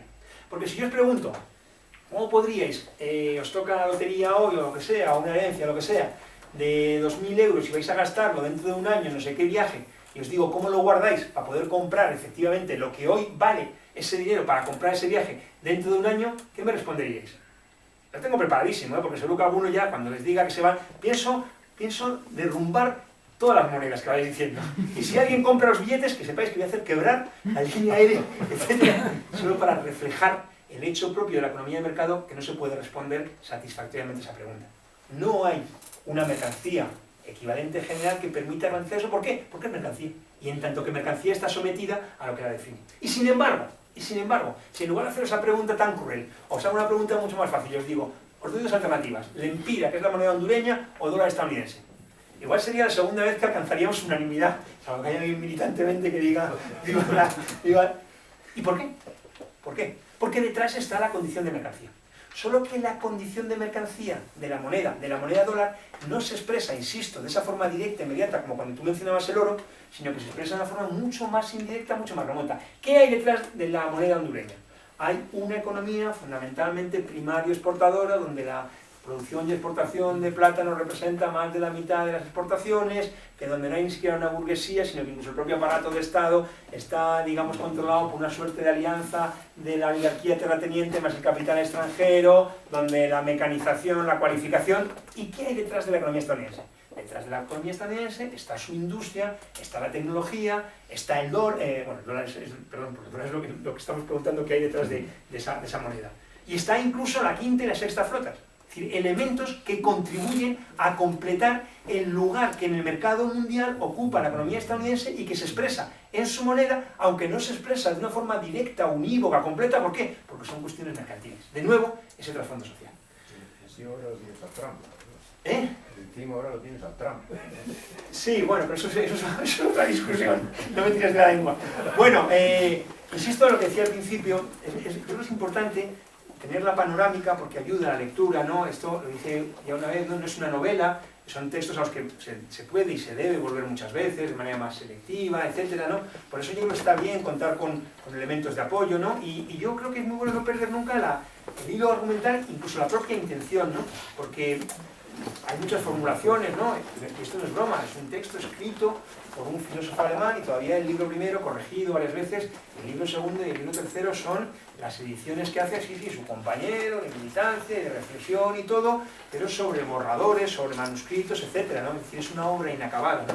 Una obra inacabada que no es lo mismo esa broma que decía al principio de la 37ª edición, corregida, ampliada, revisada y con aparato empírico, resultado de que en la segunda mitad del siglo XX se verifica lo planteado en no sé qué forma y no sé qué magnitud. No tiene nada de eso. Por tanto, hay ciertos elementos de dificultad objetiva. Yo creo que esos elementos de dificultad se les contrarresta bien teniendo claro el panorama, etcétera, ¿no? Por eso a mí la lectura me parece valiosísima, pero no creo que lo más didáctico, lo más productivo en la puesta en común sea pegarnos a la literalidad de cada párrafo, sino más bien encuadrarlo, ¿no? Que esto es una opción, ¿no? Podéis tirarme los bolígrafos y los abanicos, ¿no? Y nada más, gracias, qué interés, qué paciencia, qué gusto. Muchas gracias, ¿eh? Vale.